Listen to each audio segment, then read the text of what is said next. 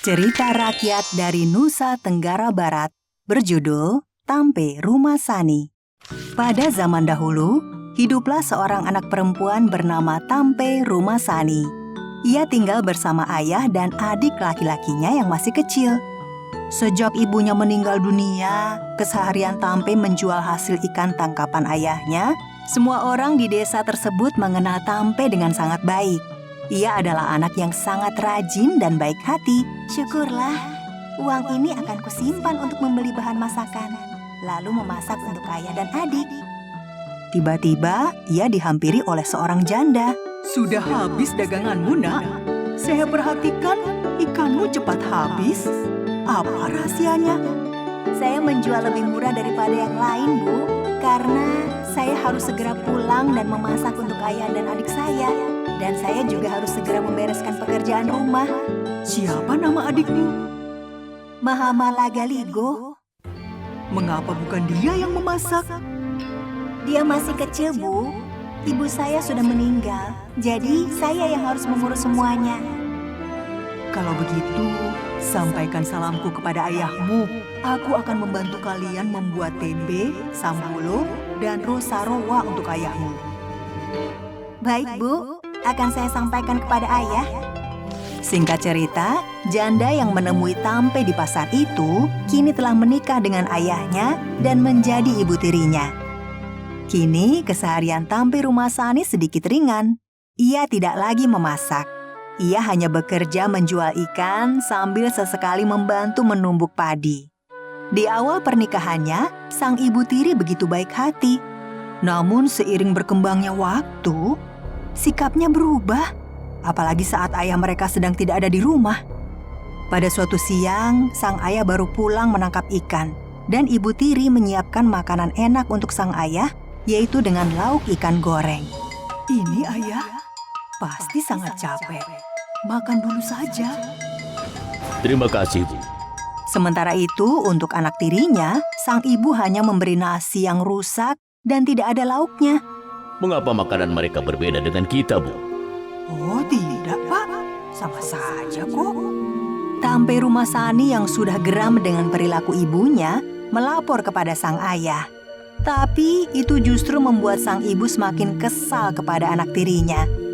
Sang ayah kembali meninggalkan rumah.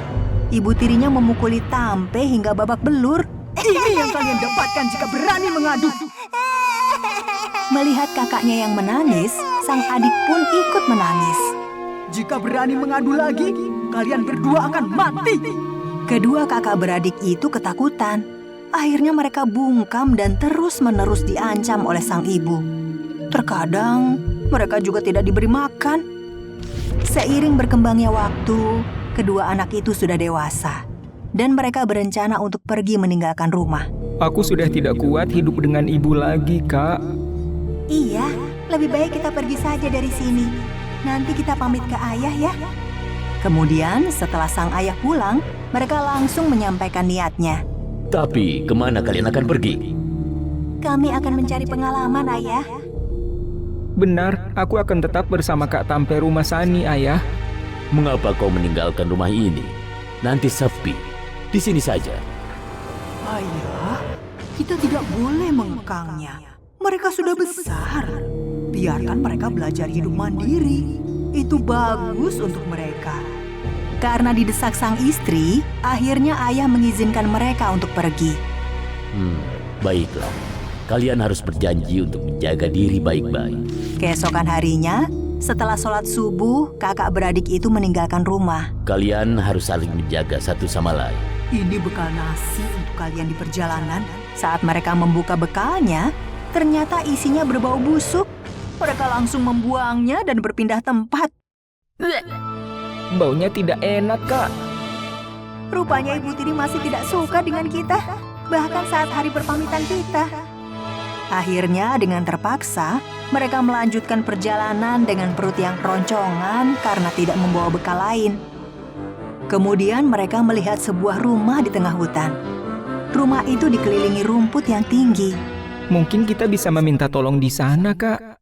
Ayo, kita coba ke sana. Mereka pun naik ke tangga dan mengetuk pintu rumah itu, namun tidak ada sahutan.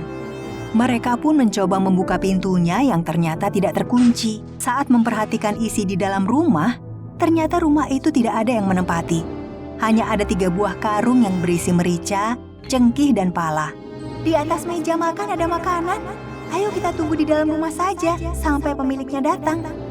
Karena kelelahan, mereka pun tertidur di dalam rumah. Kemudian keesokan harinya saat mereka terbangun, penghuni rumah itu belum juga muncul. Dan makanan di atas meja masih utuh. Dik, bangun Dik. Pemiliknya belum datang juga. Oh, iya Kak. Makanannya juga masih ada. Aku sangat lapar, Kak. Karena kelaparan, mereka pun akhirnya terpaksa menghabiskan makanan di meja tersebut. Sudah 3 hari mereka menempati rumah itu. Dan setiap bangun di pagi hari, makanan sudah tersedia. Sebenarnya, dari mana asal makanan ini? Mengapa selalu hangat dan selalu ada setiap pagi?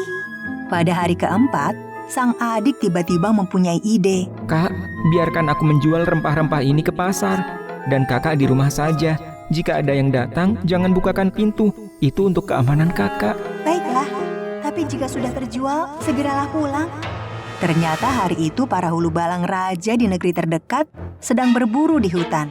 Kemudian salah satu dari mereka menyadari ada rumah di tengah hutan. Seorang hulu balang mengetuk rumah itu.